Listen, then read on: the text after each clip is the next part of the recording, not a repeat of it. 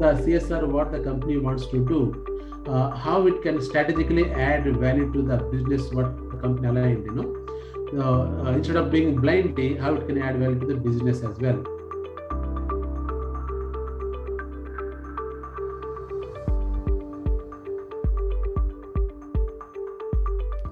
Good afternoon, Dr. Reddy. An absolute pleasure to have you with us today. Dr. Y. Suresh Reddy is currently the CSR lead, SRF Limited, and head of SRF Foundation. A PhD in public administration, Dr. Reddy has over 24 years' experience of working with academicians, government, non-profits, and corporate foundation. He has worked collaboratively with notable industry players like Care India, State Council of Educational Research and Training, IBM, Capgemini, Coca Cola, Times of India, to name a few, and penned research papers and books like Child Labor in India and Cooperatives and Rural Development. With his impeccable contribution and enriching experience in the arena of public-private partnerships for education, SRF Foundation stands today as one of the respectable developmental agencies in the country, with its contributions in areas of school education and vocational skills, impacting lives of approximately 4 lakh students and more than 5,000 youths spread across 12 states of India. It's an absolute pleasure to have you with us today, sir. Thank you so much for giving your time. Thank you, Lakshana. It is my pleasure, chatting with you and interacting, and as well as sharing our experiences, with a larger audience.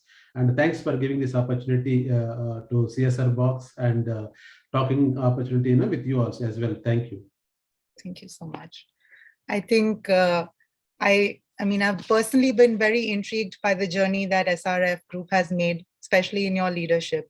And I couldn't help but notice that SRF Group began its CSR activities through the SRF Foundation much before the Companies Act was mandated.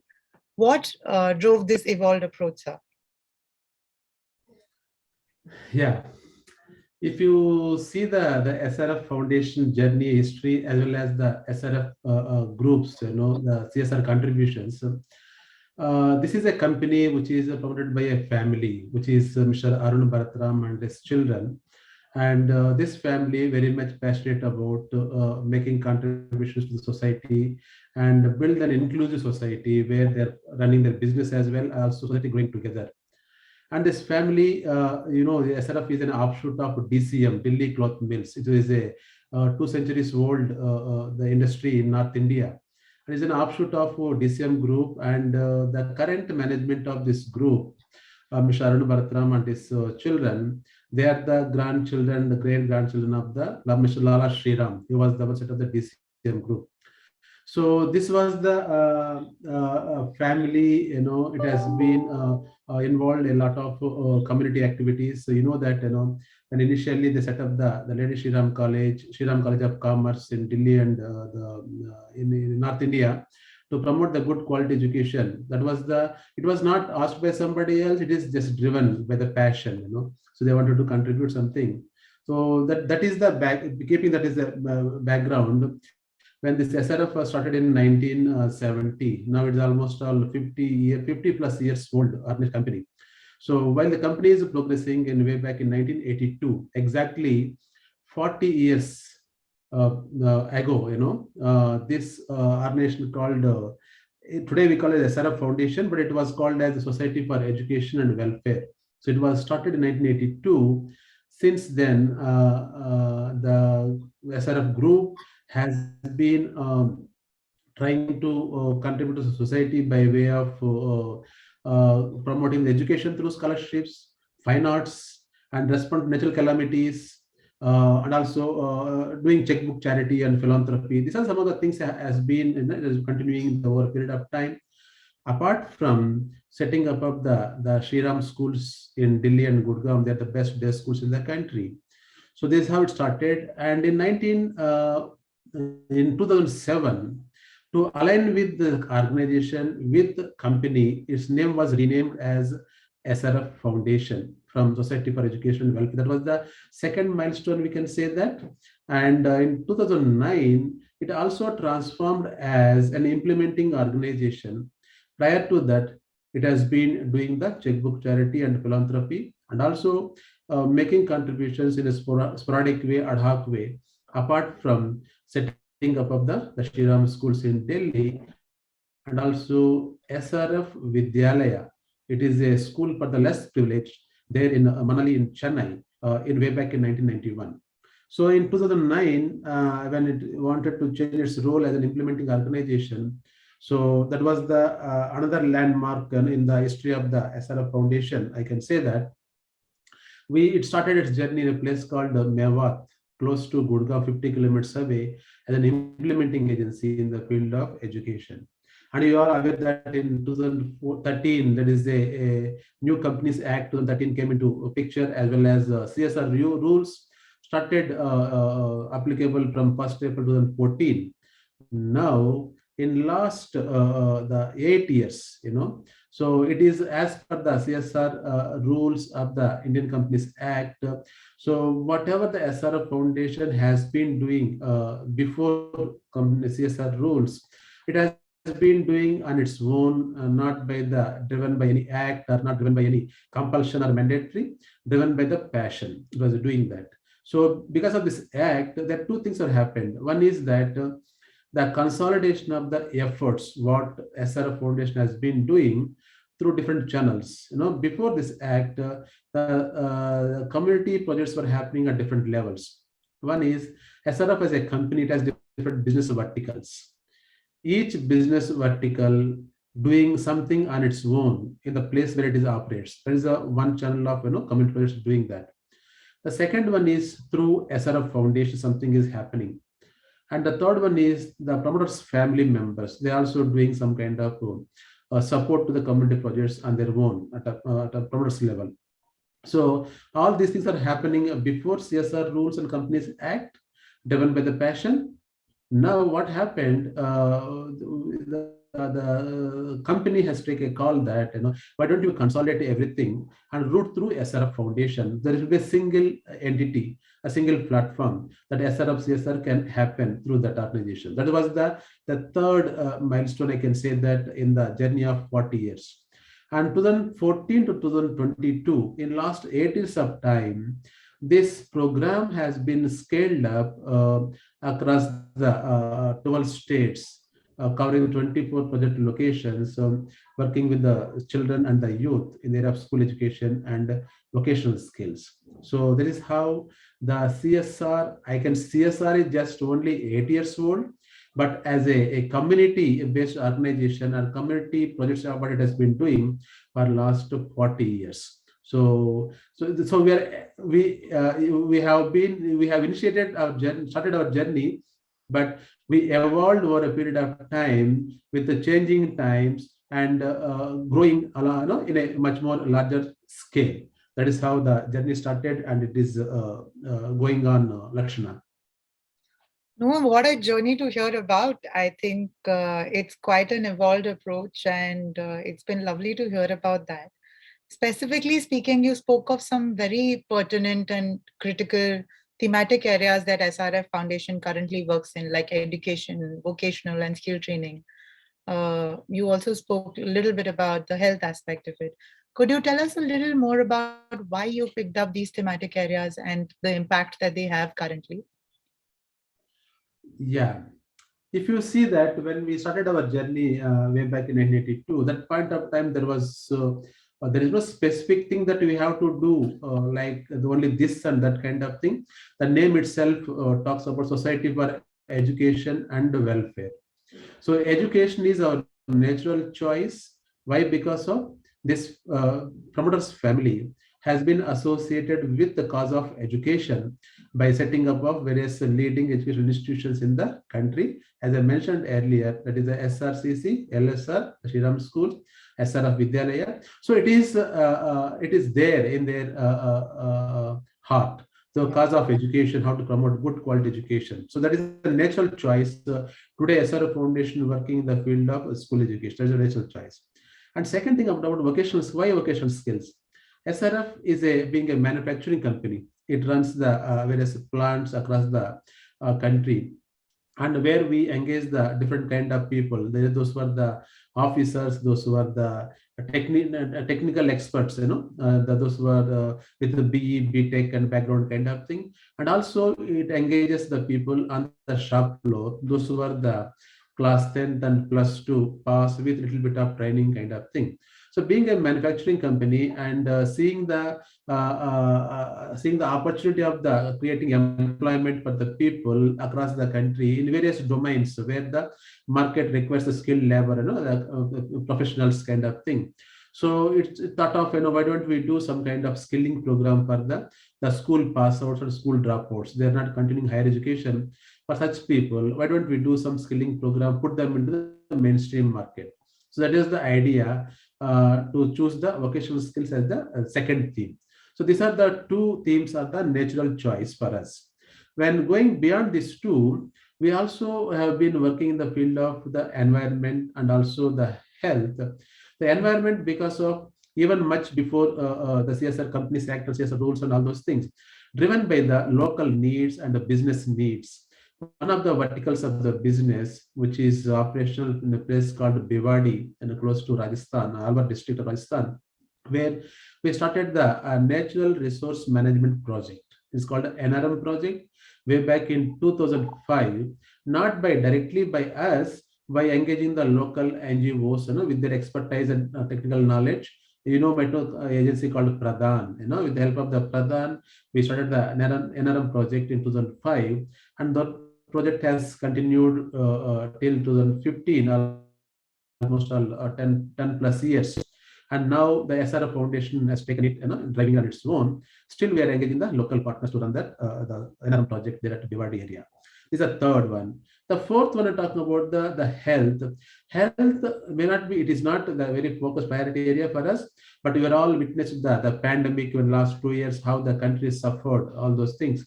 So to address this, the pandemic and promote the preventive health, from context, last 2 years, the foundation extensively made contributions to the COVID relief and rehabilitation activities. That is how the health added to our portfolio in the last 2 years of time. So with these four themes, though the Schedule 7, which is as CSR rules talks about since 2014 onwards, the company can choose various themes as are there. But we have chosen educational skilling or natural themes, and environment is driven by the business and local needs as well. And third thing is about the health because of the pandemic. So with these reasons, these four themes currently the foundation is managing and driving it, Lakshana. SRF has been very big on collaborations with multiple stakeholders, from government to implementing partners, and from the community. They have been very sensible and sensitive to the needs of them. So how has the collaborative aspect worked for you so far? So interesting question, and you see that we strongly believe that together make a bigger difference, and say that in a short span of time, large scale, we can make a larger impact. So when you see that when you are alone, you are limited by your resources and your capacities and your thinking. When you are together, you can leverage each other's strength, and the strength in terms of the either it is a knowledge or the process or the material or the finance or technology or research or anything we can bring together and work together. So believing strongly with that, when we work, government is our natural partner. And say we work with in the area of school education, and we don't set up any schools on our own as a part of our CSR, but try to transform the existing government schools by addressing the gaps in the schooling system in the country. So from that perspective, the government is our natural partner. Today, we have been working with 430 government schools across 12 states. That means we have an understanding and an agreement with 12 state education departments. That is the collaboration what we have with the formal education system.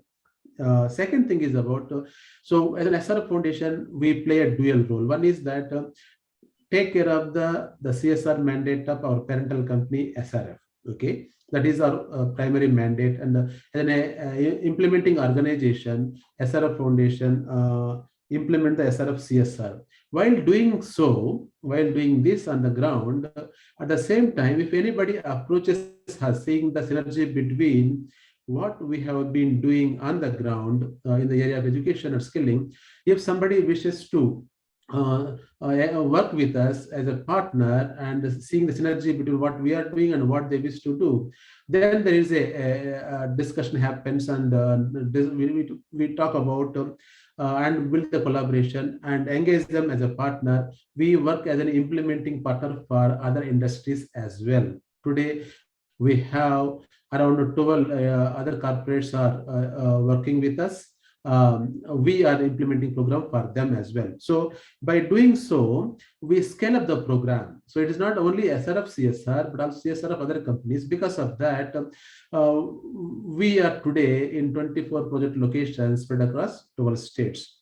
So that is the thing. Then how it happens? So why others should come forward to work with us? The reason is that one is that the holistic approach what we follow. When I say a holistic approach, if we adopt any government school, so we don't address only any one particular issue and kind of thing, address all the needs of the school.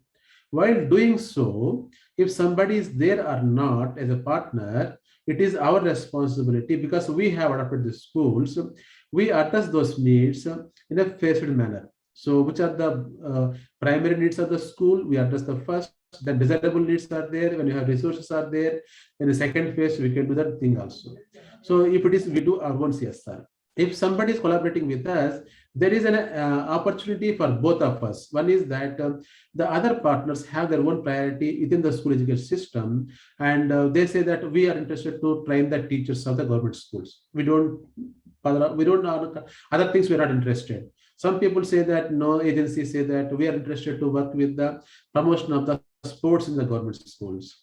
Somebody says that, no, we want to work with only the promotion of the science education. Some agency can come forward and tell that, no, we are interested to work only the physical transformation, like toilets and drinking water, sports facilities like that. So here, since we are following the holistic approach, so here any partner comes forward as per their choice, as per their interest. They can choose and pick up any one or two, three aspects of the schooling, and also they can choose and pick up which geography they want to work, where we are already there, and they can also choose then how many schools they want to work. These are all choices available to the partner. So when the partner has the choices and they decide that we want to work in so-and-so area, so-and-so places, so-and-so number of schools, and this 1 or 2 years kind of like that, and they can decide. Then we build the collaborations. Like that, today, we have 12 different corporates. Like example, I'm saying that Capgemini, IBM, Tetra Pak, HP, Indigo, Schneider, Yamway, Sunrise Sports. These are the few name it as the partners are there. So that is the thing. The third thing is about by doing this thing, the partners also have a choice. One choice is that they are not necessary to collaborate with us where already we are working, but also they can ask us where they want us, where a totally new place, anywhere across the country.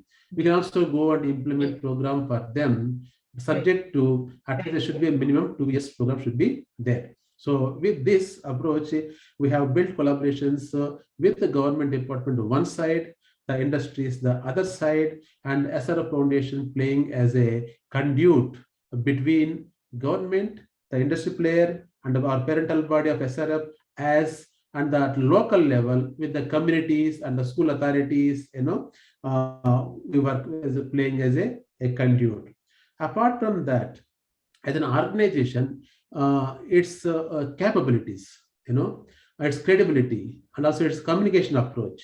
We call it the 3 C's, seeing the organizational credibility with the professionals in the field of education and skilling, who are working with us, and also the systems and process what we follow, and the credibility of the organization, the promoters family, the SRF and SRF Foundation.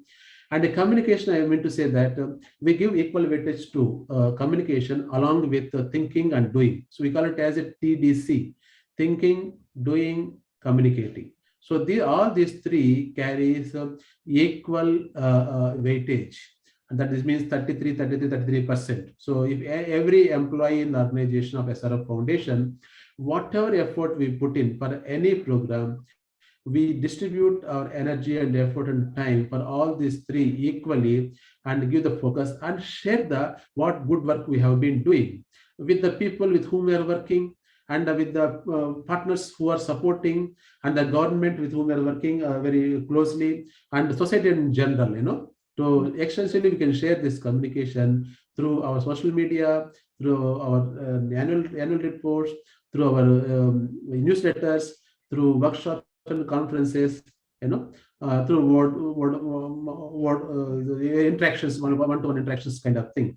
So because of all these things, so when I say that our strategy, our approach, our communication mechanism, as well as the organizational credibility, these are the things making things happen to build the collaborations and reaching the large scale in a short span of time. No, that's lovely to hear. I think you've given a lot of food for thought for anybody who's listening on. Springing from there and hearing the thought process, I can't help but wonder how SRF Foundation's implementation strategy may have changed during the pandemic, and how did you efficiently adapt to that? Yeah. Hmm. When you say this pandemic is unexpected and unwanted phenomena, the people never thought of it. This will happen this like this, So before pandemic, as a part of, as an organization, we strongly believe that technology has an important role, in every walk of our human life, in any organization's efforts also, and the companies and government services also.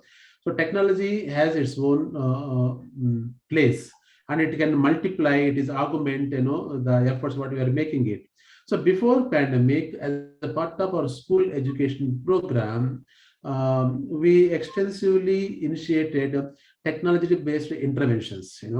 When we work with any government school, we address all the needs. One of those needs is that using the technology for the teaching learning process. So this may be not the essential need, but it's maybe desirable need that is in the school. Even before pandemic, I'm talking about.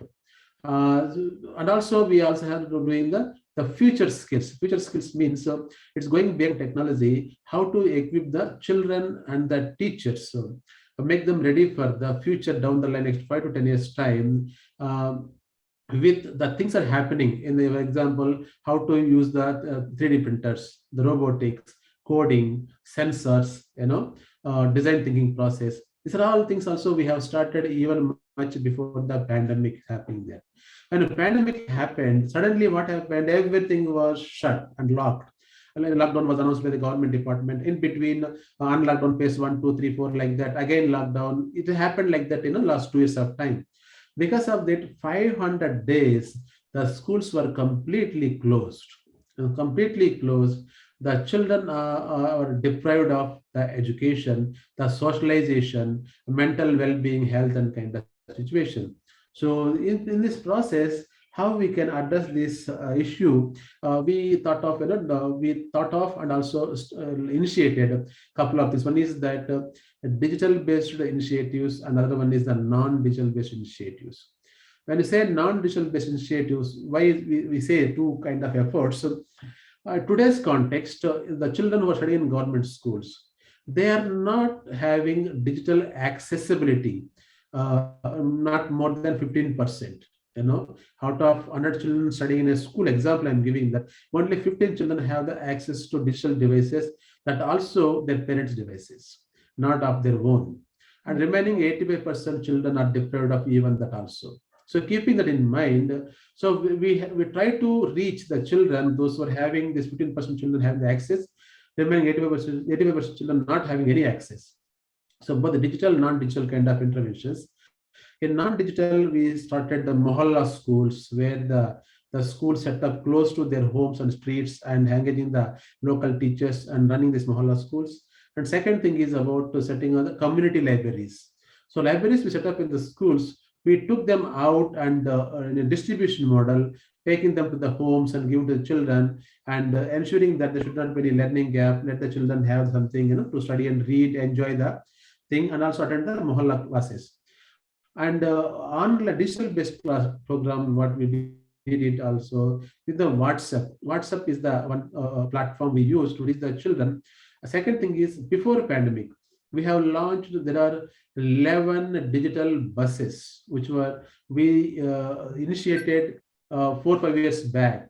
So those, by using those buses and engaging the local government school teachers, we made it a live telecast of the lessons the teacher delivers in the bus, and is live telecasted to the children. Second thing is, we also made a recording of those lessons for the future use. And also we engage some children in the bus when teacher is taking the class. So it's a kind of hybrid model. At a time, we are recording the lesson, we are live telecasting the lesson. At the same time, the children attending the class, sitting in the bus and interacting with the teacher as well. This is the second thing we did it during the pandemic. The third thing is that pandemic also gave an opportunity how to connect the children from different parts of the country digitally. So since we have been working 12 states, from Assam to Gujarat, from Dehradun, Uttarakhand to Chennai and Bangalore in South India, we are able to connect the children virtually when we are doing the digital summer camp, digital winter camp programs. So it gave a new avenues for us to make children to interact from different parts of the country virtually. So otherwise, we never thought of that thing there. So this is the one beautiful thing happened there. And the fourth one is about when we do teacher training program, it happens only one any particular geographical location within the four walls of the training hall or center kind of thing. And traditionally we do that. But in the pandemic area, one more thing we discovered that since that was closed, lockdown, but the other door was open. That is that we are able to reach pan-India level the teachers and making them enroll for the program on demand-driven basis, and organizing the online virtual training programs to the teachers. So this is the other thing happened during the pandemic. So like this, mobile digital based buses hybrid model of education through WhatsApp platforms, we're using that. So digital summer winter camps and a pan-India level teacher training programs. These are the four efforts we made as the digital interventions. And non-digital interventions, mohalla schools and community libraries we ran. Fortunately, now the schools are opened up after 500 days of shut. Now we are way forward. What I mean to say that we follow the things what we initiated in last 2 years of time, seeing the merits in that. At the same time, what we used to do before pandemic, the best practices is a combination of the both efforts will be taking place going forward. And one more thing I would like to add here, that is the program delivery point of view. At the same time, the pandemic also gave us opportunity how to improve your governance. The governance by using the digital platform. So all our teams spread across the country now, not necessarily we all come to the place, sit together at one place and kind of thing. So on day-to-day basis, we are able to connect with the people and using the teams platform and reviewing the programs and interacting and sharing, and also virtually interacting with the stakeholders also. So that is the one thing, improvement of governance. And second thing also, the payments. To the vendors and all those people, everything is digital. Though we started 8 years back, even digital payments also, which that was much more augmented now, much more improved now. And this is the two areas about the governance part and digital payments part. Also, a new way of doing things we learned, and we are taking it forward. And this enhanced our capabilities as well. Thank you. No, that's lovely to know. I think you've spoken about very pertinent points around governance, around the whole thoughtfulness that was put in during the, devising the strategies for COVID. So it's lovely to know that. And having run a foundation of a leading corporate so thoughtfully for so many years, would there be any words of advice for people who are just about starting their CSR activities under their companies. Yeah. So now we are talking about these things after CSR rules came into picture. Now Yeah. 8 years is about to complete, and ninth year is going to start. Now it is nobody can say that I can't do that and kind of thing. Is enough time has been given for the people who haven't done anything so far, and those who are coming newly to in this the framework of CSR mandate kind of thing. So they may also need to start doing things. So as Act says that you have choices, that choice is that you can implement directly on your own, set up your own foundation or society trust, which can implement for you, Yeah. or you can engage a third party NGO, and the fourth one is that simply sit there and just write a check and give it to the designated national funds by the government, so it is the easiest thing one can do, the fourth one. So like these are the four choices are there for the companies to choose any one of them or combination of two or three, kind of thing. And again, it depends upon the company, is it a small company or medium-sized company or big company, or is it a PSU or MNC kind of company, or it is the promoter-driven company, depending upon the nature of the company, that is one thing. The second thing is about the size of the CSR mandate. How much financial, is supposed to you contribute. So is it a very small amount? Is it a big amount? So that also we have to keep in mind. And third thing is about the leadership passion. If they want to do something in CSR activity, they simply make a compliance of the rules and regulations, or are driven by the passion, something they are passionate about the doing something and want to work on that. That is also one has to keep in mind. And apart from that, we also think that how the CSR, what the company wants to do, how it can strategically add value to the business, what company aligned, instead of doing blindly, how it can add value to the business as well. So keeping all those parameters in mind, one can choose, and one of these four choices are available. But as my advice to any one of any company, if you want to take it forward, so the best thing is that if they are passionate about doing the CSR and kind of thing, if there's the country financial implications are a little bit more and kind of thing, it's better to have their own foundation and engaging the people with social sector background.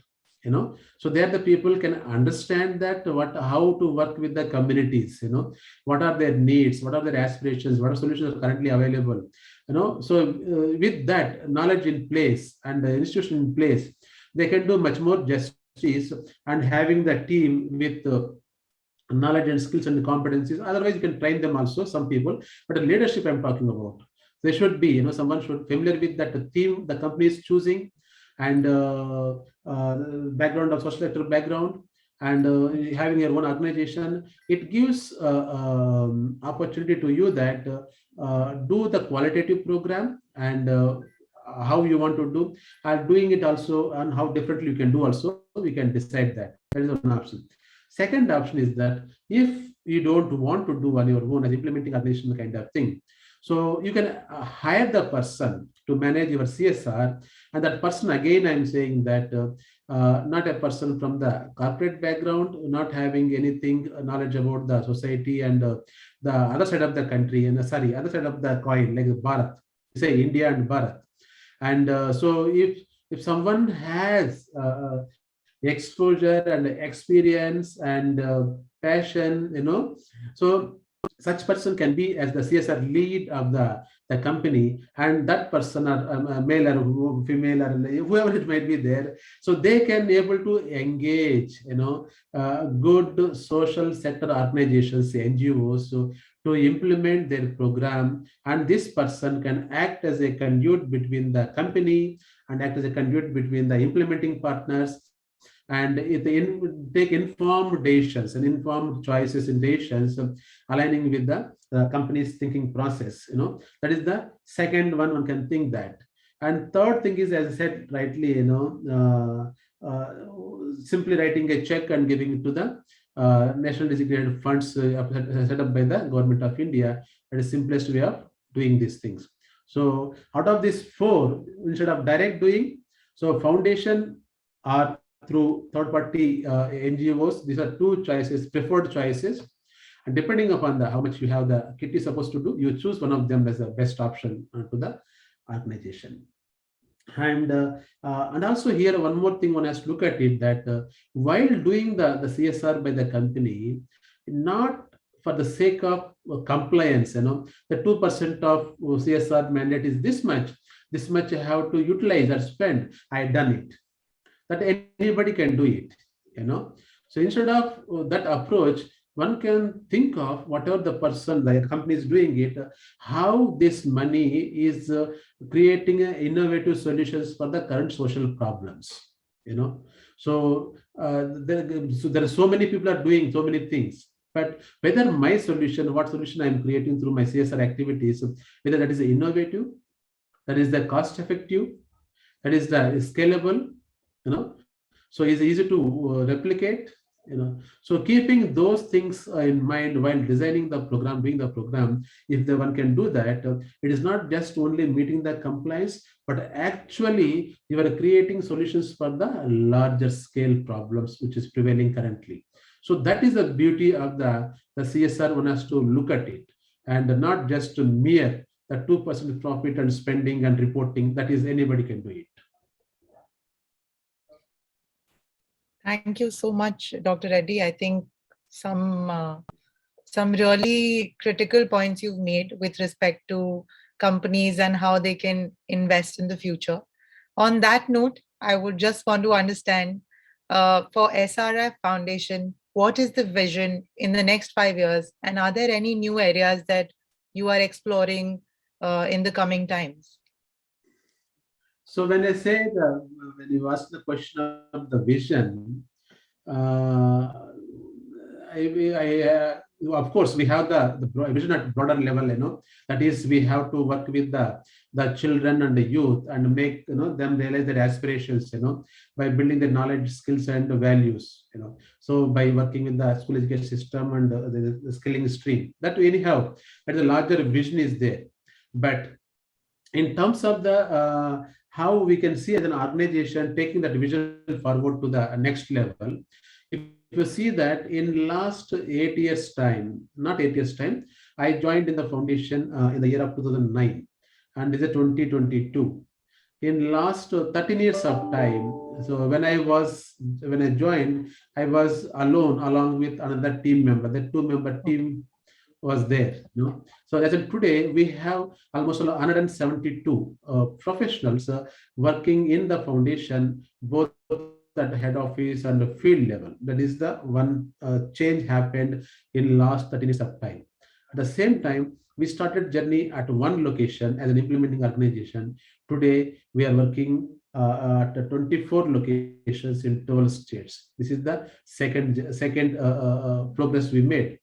The third thing is that when we started our journey as an implementing organization, it was SRF was the alone, one is a contributor.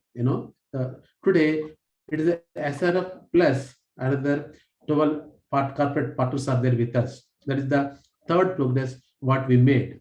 So this is how it happened in last 13 years of time, and the organization has been progressed. And you're asking the question, what is it going to be next 5 years of time? Okay, in the last 13 years, the amount of knowledge we built, the amount of expertise we built in the organization system process, and also the reach what we made across the 12 states. So what we aim to that in coming 5 years time, our growth should be exponential. So it should be what we achieved in 13 years time that can be multiplied in next 2 years of time. How can we do that? So for that, so today we wish to cover each and every geography of the country. I'm talking of geography means every state and union territory. Why I say that thing is that when you are working in the field of education, it is not that what solution you created in the education in Haryana, it is not the same thing can be replicable in a place called Bengaluru in Karnataka, or it is Dibrugarh in Assam, or it is the Nethrang tribal block in Gujarat. So each and every state, they are different in terms of the education context, the capabilities, the facilities, the aspirations, the learning outcomes, or the children's participation, the government engagement. Each and every state, every geography is different from the other. So from that perspective, so if you say, if you want to, anybody wants to work in the field of education, so and so place, so we should be in a position from SRF Foundation point of view, we want to cover each and every state and union territory and work in a cluster of schools and villages and try to understand that geography, that location, that needs, aspirations, and create a educational transformation solutions.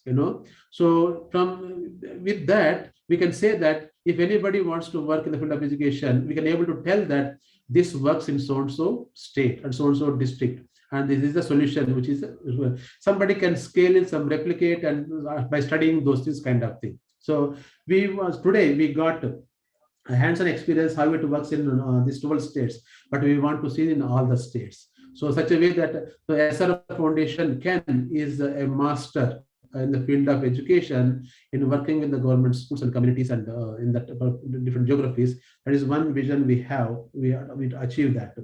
And second thing is that the skilling portfolio. Today, our education portfolio is the much more bigger than the skilling portfolio. And the skilling portfolio, we have to strengthen a little bit more and take it to the next level, where scaling up point of view.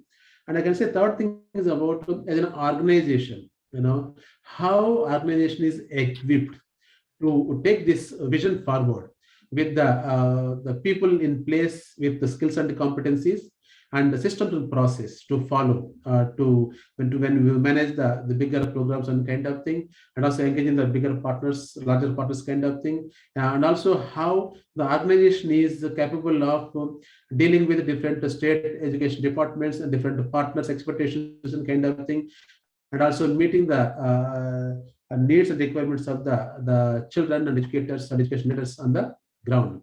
So strengthen the organization to be able to take the bigger mandate. At the same time, reach pan-India level, covering all the geographies, and also expand the vocational skills portfolio. This is in the area of school education skilling. That's how we look at as a vision for the next 5 years. Hope we'll be able to achieve it. I think we wish you the very best in this vision, and we are certain that under your leadership, this is bound to happen. This brings us to the end of the interview, sir. Thank you so much for such an enlightening conversation. And we continue to wish SRF Foundation and you the very best. Thank you, Lakshana. Thank you for giving the opportunity to share some of my experiences and thoughts and the vision.